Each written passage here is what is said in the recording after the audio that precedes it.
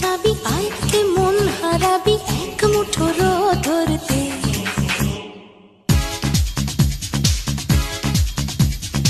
আয় আয় কে যাবি আয় কে মন হারাবি এক মুঠো